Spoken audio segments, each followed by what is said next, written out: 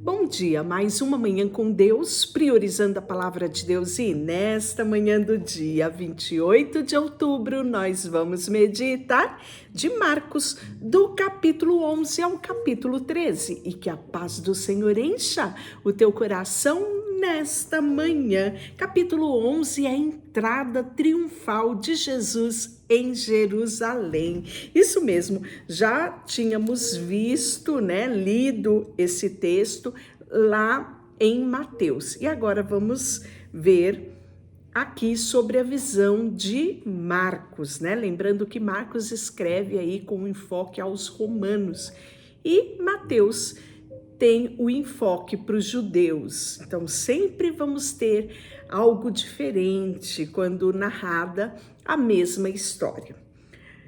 Quando se aproximava de Jerusalém, de Betfagé e Betânia, junto ao Monte das Oliveiras, enviou Jesus 2 dos seus discípulos e disse: Ide à aldeia, e aí adiante de vós, e logo ao entrar, achareis preso um jumentinho, o qual ainda ninguém montou. Desprendei e o trazei. Comentei, quando nós estávamos falando lá no livro de Mateus, que isso foi profetizado por Zacarias, no capítulo 9, versículo 9. Se alguém vos perguntar, por que fazer isto? Respondei, o Senhor precisa dele, e logo mandará de volta para aqui. Então foram e acharam o jumentinho preso junto ao portão, do lado de fora, na rua, e o desprenderam. Alguns do que ali estavam reclamaram, que fazeis soltando o jumentinho? Eles, porém, responderam conforme a instrução de Jesus. Então o deixaram ir. Levaram o jumentinho, o qual o puseram as suas vestes, e Jesus montou.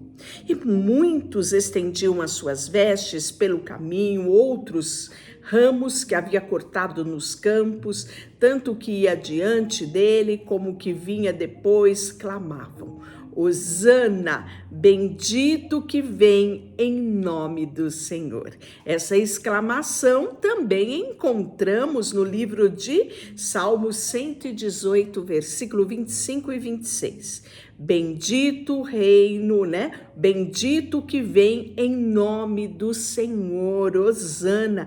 Bendito o reino que vem, o reino de Davi, nosso Pai. Hosana nas maiores alturas. E quando entrou em Jerusalém, no templo, tendo observado tudo como fosse já tarde, saiu para Betânia com os 12.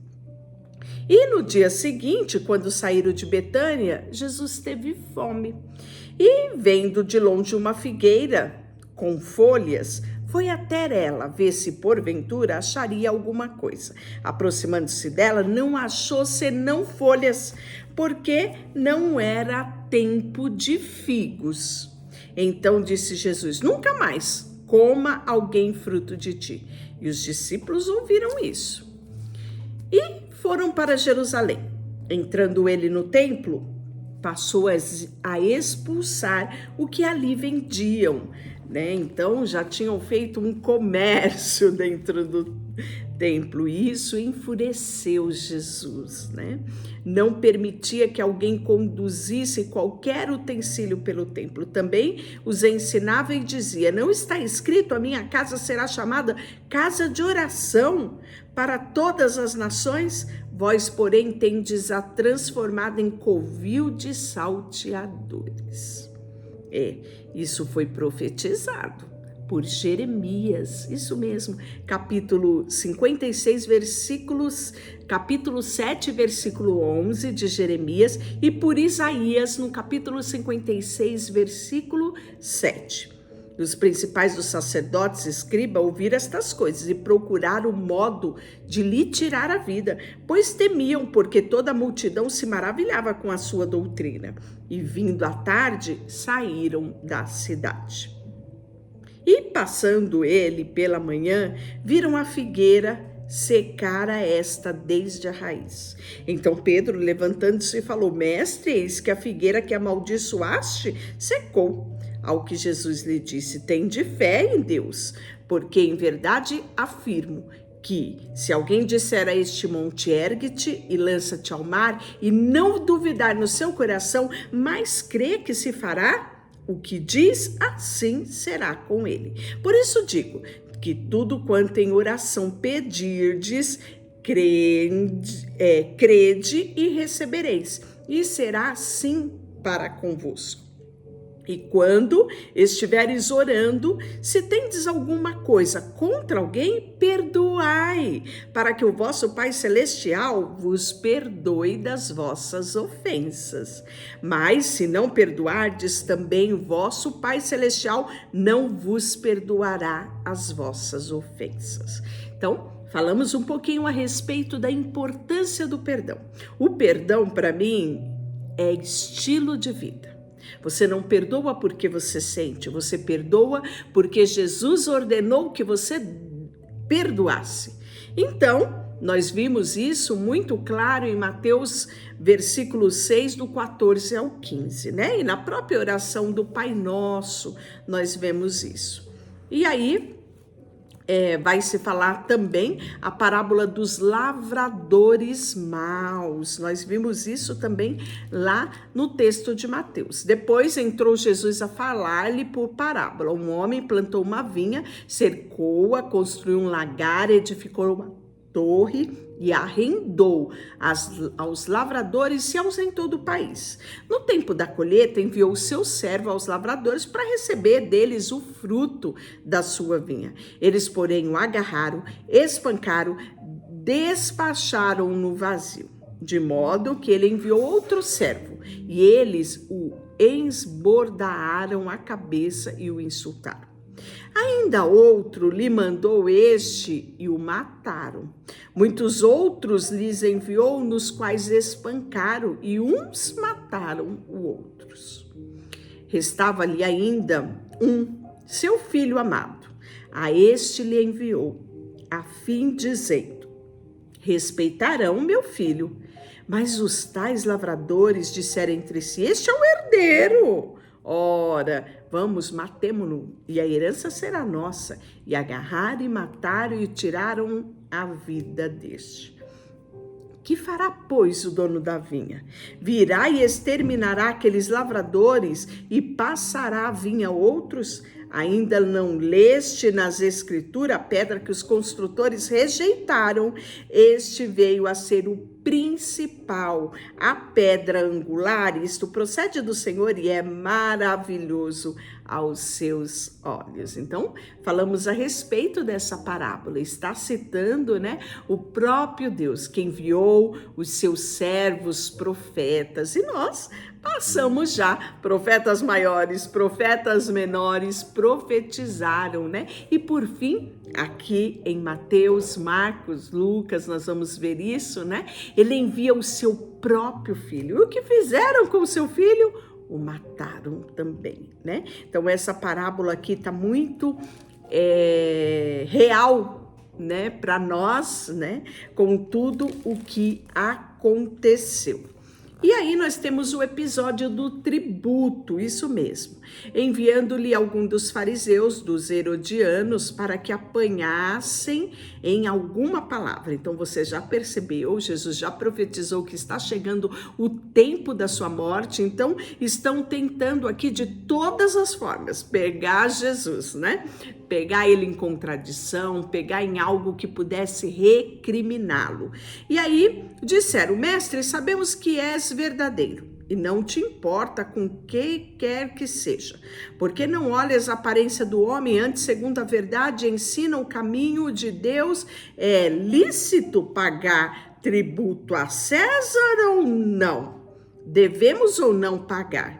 Mas Jesus, percebendo a hipocrisia, respondeu: por que experimentais? Trazei um denário para que eu veja. E eles logo trouxeram. Perguntou-lhe: de quem é esta esfinge e inscrição? E responderam: é de César. E disse-lhe então Jesus: dai a César o que é de César, e a Deus o que é de Deus. E muitos se admiraram eles. E aí nós vamos ver que vai ter agora a vez dos saduceus com a questão da ressurreição. E eles usam aqui o exemplo do casamento, que Moisés deixou escrito: se morreu o irmão de alguém e deixar a mulher sem filho, seu irmão tome como esposa e suscite a descendência desse irmão falecido. Ora, havia 7 irmãos. O primeiro casou, morreu sem deixar descendência. O segundo casa-se com a viúva, morre também sem deixar descendência. E assim vai. Terceiro, quarto, até o 7º. Quando chega no 7º, a viúva morre também. E aí a pergunta deles para Jesus, né, é inusitada. Veja só. Eles fazem a segunda pergunta. E assim, os 7 não deixaram descendência. Por fim, depois de todos, morreu também a mulher. Na ressurreição, quando eles ressuscitarem, de qual deles será ela a esposa? Porque os 7 se casaram com ela. E olha que Jesus responde: não provém o vosso erro de não conhecerem as Escrituras e nem o poder de Deus? Pois quando ressuscitar de entre os mortos, nem casarão, nem se darão em casamento, porque são como anjos do céu.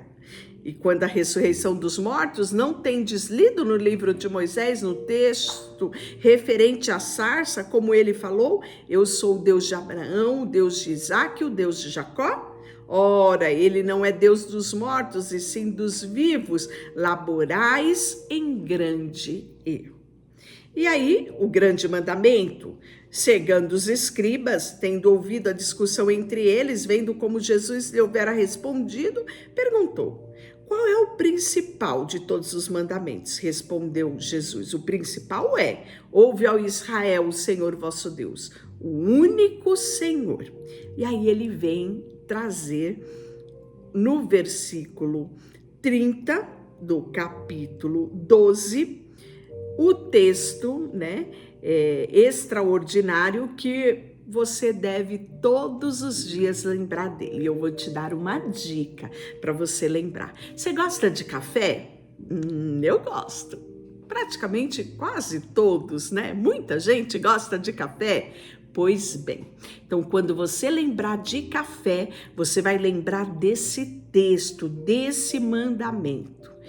Olha só o que ele fala: amarás, pois, o Senhor teu Deus de todo o teu coração, guarda o C aí, de toda a tua alma, de todo o teu entendimento e com todas as tuas forças, né? Aqui eu só inverti a ordem. Então, quando você lembrar deste mandamento, né, que Deus diz que é o principal dos mandamentos, você vai lembrar que você deve amar a Deus com todo o teu coração, com toda a tua alma, com toda a tua força e com todo o teu entendimento. Pegando a primeira letra de cada uma, nós temos o café, né? Então, isso aqui vai fazer com que você nunca mais esqueça esse principal mandamento que Jesus ordenou: amar a Ele sobre todas as coisas. E este amor que nós devemos ter é com o coração, com a alma, com toda a força e com todo entendimento. E aí, o segundo, né, é amará o teu próximo como a ti mesmo, e não há outro mandamento maior do que estes. E disse-lhe o escriba: muito bem, mestre, com verdade disseste que ele é o único e não há outro senão a ele, e que amar a Deus de todo o coração, de todo o entendimento, de toda a força, e amar o teu próximo como a ti mesmo excede todos os holocaustos e sacrifícios. Vendo Jesus que ele havia respondido sabiamente, declarou: não estais longe do reino de Deus. E ninguém mais ousava interrogá-lo. E aí, Jesus, ensinando no templo, perguntou: como dizem os escribas que Cristo é o filho de Davi? E o próprio Davi falou pelo Espírito Santo: disse o Senhor ao meu Senhor: assenta-te à minha direita até que eu ponha os teus inimigos debaixo dos teus pés. Isso está declarado em Salmo 110, 1. O mesmo Davi chama-lhe Senhor, como pois ele é seu filho. E grande multidão o ouvia com prazer. E Jesus vai censurar os escribas, né? Ao ensinar, dizia ele, guardai-vos dos escribas que gostam de andar com vestes talares e das saudações às praças. E das primeiras cadeiras na sinagoga, eles também gostam. Dos primeiros lugares nos banquetes, isso mesmo. Os quais devoram as casas das viúvas para justificarem, fazem longas orações. Estes sofrerão um juízo mais severo.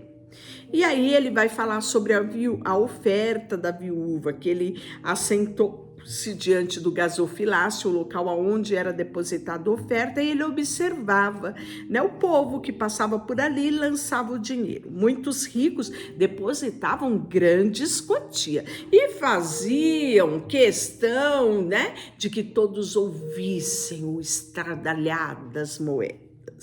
Vindo, porém, uma viúva pobre, e depositou 2 pequenas moedas, correspondente a 1 quadrante. E, chegando os seus discípulos, disse-lhe Jesus a eles, em verdade vos digo, que esta viúva pobre depositou no gasofilácio mais do que todos os ofertantes, porque todos eles ofertaram o que lhes sobrava. Ela, porém, da sua pobreza, deu tudo o que possuía, todo o seu sustento. E aí ele vai falar no capítulo 13 sobre a destruição do templo, né? E como nós falamos lá em Mateus, isso vai ser usado contra ele, né? No primeiro dia da festa dos pães asmos, né? Nós podemos ver que aqui no capítulo 14 começa-se todo o plano para tirar Jesus, né? Porque dali a alguns dias ia ser a festa dos pães asmos, a festa da Páscoa, né? E os principais sacerdotes procuravam de tudo, como prenderia Jesus, como faria esse pacto de traição e o mataria, né? Claro que eles diziam, não durante a festa, para que não haja tumulto entre o povo. E estando em Betânia, reclinando à mesa de Simão leproso, veio uma mulher trazendo um vaso de alabastro. Isso mesmo, com preciosíssimo perfume de nardo puro. Quebrando o alabastro, derramou bálsamo sobre a cabeça de Jesus. Indignaram-se entre eles e diziam, por que desperdício desse bálsamo, porque esse perfume poderia ser vendido por mais de 300 denários e daria aos pobres. Para você ter uma ideia, 300 denários, um denário é o dia de salário de um trabalhador. Então, aqui tínhamos uma pequena fortuna, não é? Porque os pobres sempre, e aí Jesus rebate isso, né? Dizendo, porque os pobres sempre o tendes convosco, quando quiseres. Podeis fazer-lhe o bem, mas a mim nem sempre vou me ter, né? E aí Jesus fala que esta mulher antecipou, ungiu ele para a sepultura, e onde fosse pregado o evangelho, essa mulher seria lembrada, o que foi feito por ela em memória dela, né? E aí o pacto da traição, Judas Iscariotes, né? Um dos 12, vai ter com os principais dos sacerdotes para lhe entregar Jesus, né? Combinaram o preço e combinaram também essa ocasião. Os discípulos vão preparar a Páscoa, a festa da Páscoa e dos pães asmos, com o sacrifício do Cordeiro Pascual. Disseram os seus discípulos, onde quer que preparemos para comer a Páscoa. Então, a Páscoa é uma festa solene instituída por Deus, né? Lá na saída do Egito. Então, Deus ordenou como deveria ser comemorada e esta deveria ser comemorada por estatuto perpétuo. Isso está lá em Êxodo capítulo 12, do 1 ao 27.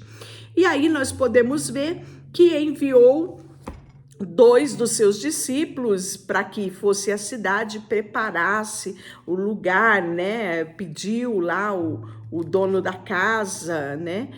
Dizendo, o meu mestre pergunta onde é o aposento que há de comer a Páscoa com os seus discípulos. Ele mostrou um espaço muito bom, um cenáculo mobiliado de pronto para que eles fizessem os preparativos, né? E aqui, nesse momento, o traidor vai ser indicado. Ao cair da tarde, foi com os 12, quando estava sentado à mesa, né? Eles começaram a entristecer-se porque Jesus disse, em verdade vos digo que entre vós, o que come comigo, me trairá. Então, olha o clima que ficou nessa mesa aqui, né? E aí vai ficar aquele, né? Será eu, Jesus, né? E aí ele diz, pois o Filho do Homem vai, como está escrito a seu respeito. Mas ai daquele por intermédio de quem o Filho do Homem está sendo traído. Melhor que não tivesse nascido, né? E aí nós vamos ver o momento da ceia, que eles comiam com Jesus o pão. Jesus o abençoou o pão, parte, dá a eles dizendo, tomai e comei, este é o meu corpo que é partido por vós. Assim tomou Jesus o cálice, tendo dado graça, deu aos discípulos, tomaram e beberam dele. Então ele disse, este é o meu sangue, o sangue da nova aliança, derramado em favor de muitos. Em verdade, vos digo que jamais beberei do fruto da vide até o dia em que hei de beber de novo no reino de Deus. Então, eu amo esse versículo e todas as vezes que participo da ceia, na minha igreja eu lembro dessa promessa de Jesus, que Ele está me esperando, Ele está te esperando para celebrarmos a ceia nas bodas do Cordeiro, né? Que isso encha o seu coração de alegria, de gozo, né? Que coisa maravilhosa. E aí Pedro vai ser avisado que ele vai trair Jesus, né? Todos vós se escandalizeis, porque está escrito, ferirei o pastor e as ovelhas ficarão dispersas. Mas depois da minha ressurreição, irei ter convosco na Galileia, né? E aí Pedro fala, Jesus, todos podem se escandalizar, menos eu. Né? E aí Jesus diz, respondendo, hoje Pedro, hoje nesta noite, antes que 2 vezes o galo cante, me negarás 3 vezes, né? E aí Jesus vai para o momento do Getsemane, um momento de dor, né? O jardim do Getsemane, é ali que ele vai buscar refúgio no Pai, ele está aflito, os discípulos dormem, né? Nós podemos ver, enquanto Jesus pede para ele estar com eles, pega eles dormindo nenhuma nem 2 vezes, né? E Jesus fala, nem uma hora pudestes estar aqui comigo nesse momento de aflição, né? E voltou a orar, volta, eles estão dormindo de novo, e ele fala, Pedro, Simão, tu dorme, não podes vigiar nem uma hora, né? Vigiai e orai para que não entreis em tentação, o espírito na verdade está pronto, mas a carne é fraca, ele disse isso, não é aos seus discípulos, e enfim, Jesus vai ser preso, né? Como foi combinado, Judas dá-lhe um beijo, né? No versículo 45, e logo que chegou, aproximando-se, disse, mestre, o beijou. Então deitaram a mão sobre Jesus, né? E o prenderam. Nisso, nós podemos ver que aqui, né, vai ser aquele episódio onde Pedro pega a espada, corta a orelha do soldado e Jesus vai, cola a orelha ali do soldado, né, e é levado ali. E aí nós vamos ver que Jesus ele vai ser seguido, né? Mas ele vai para perante o sinédrio, né? E ainda neste capítulo, no versículo 66, estando Pedro ali no pátio, tentando observar o que estava acontecendo, ele vai ser reconhecido pela criada, pelas pessoas que estavam ali, como sendo seguidor de Jesus, o Nazareno, mas ele nega, não conheço, não estou entendendo o que vocês estão dizendo, né? E aí o galo canta, a criada vendo ele em um outro momento diz, você é um deles, e Pedro chega a praguejar, isso mesmo, né? Praguejar, jurar, não conheço este homem de quem falais, está no versículo 71, e logo cantou o galo pela segunda vez. Então Pedro lembrou-se das palavras de Jesus, né? Que triste tudo isso, não é? E amanhã nós continuaremos. Deixa eu orar por você. Senhor, nesta manhã colocamos diante de Ti o nosso coração, a nossa vida, tudo que temos e tudo que somos, depositamos aos Teus pés. Em nome de Jesus, amém. Deus te abençoe.